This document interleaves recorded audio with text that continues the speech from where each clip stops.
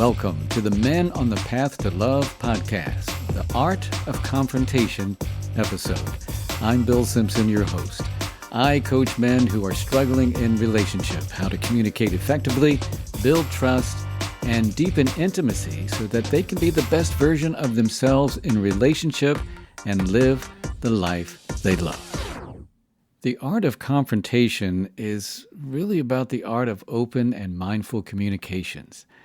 Marriage counselor and author Gary Chapman says, "Open communication is the lifeblood that keeps a marriage in the spring and summer seasons, times of optimism and enjoyment."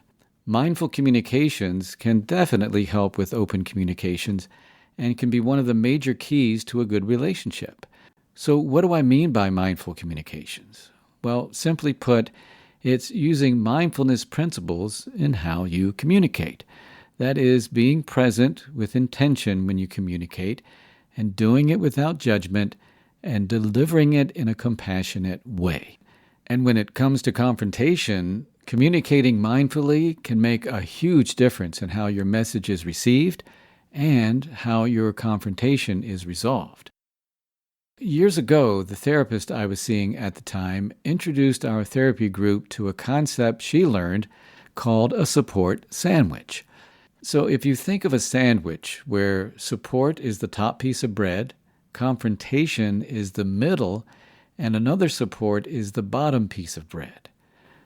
Come to think about it, shouldn't it be a confrontation sandwich, right? Anyway, I'll explain how the support sandwich works.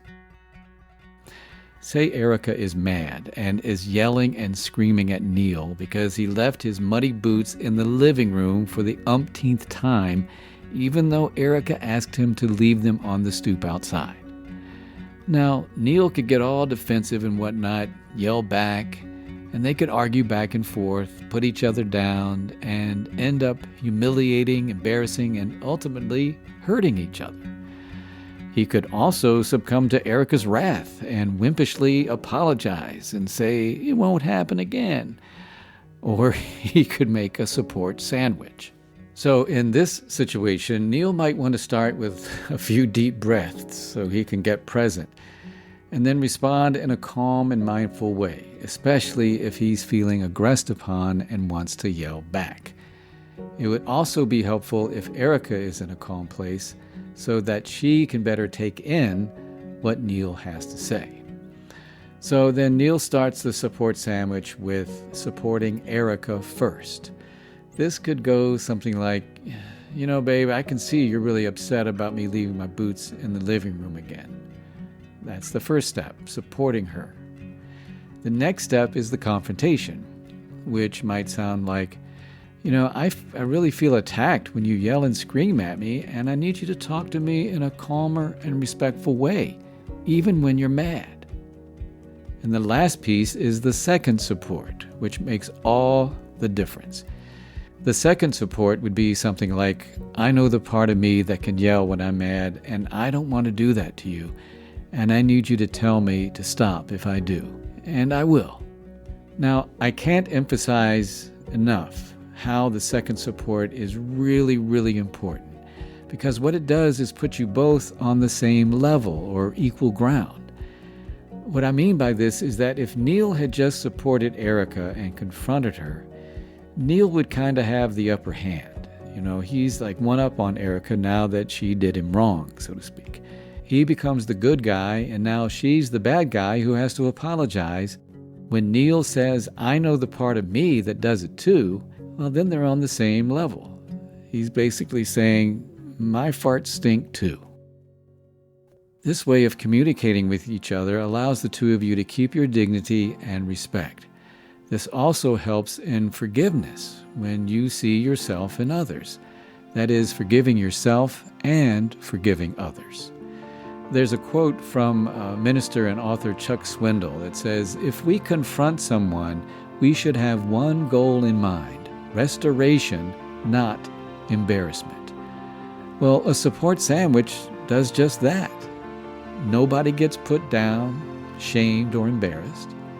And it's letting each other know that they're okay because you know the part of you that does or can do it too. It takes away the judgment and allows for some grace and forgiveness. It's this kind of communicating that's better for the long term of the relationship, which is always the goal. It's this kind of love that helps the relationship last. Always remember that you have a choice in how you communicate. Often we communicate from our fearful subconscious patterns that can hurt the ones we love. I've been doing this work for over 25 years, and at times I still fall into my old patterns, reacting from my feelings rather than what's important to me.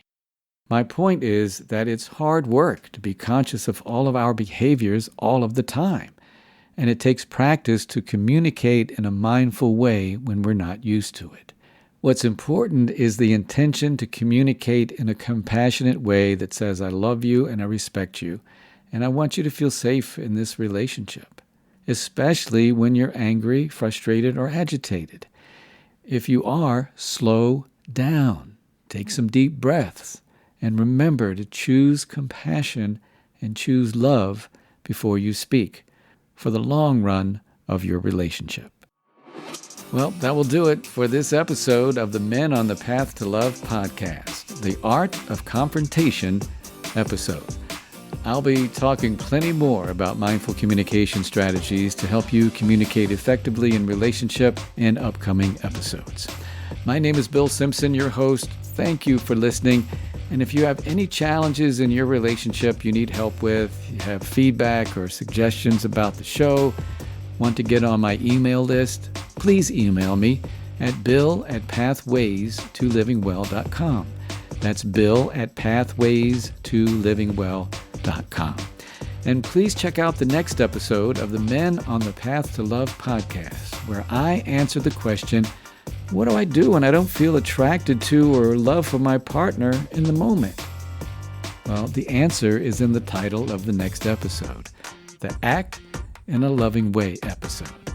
Listen to find out what I mean by that. And until then, keep your heart open and stay on the path to love.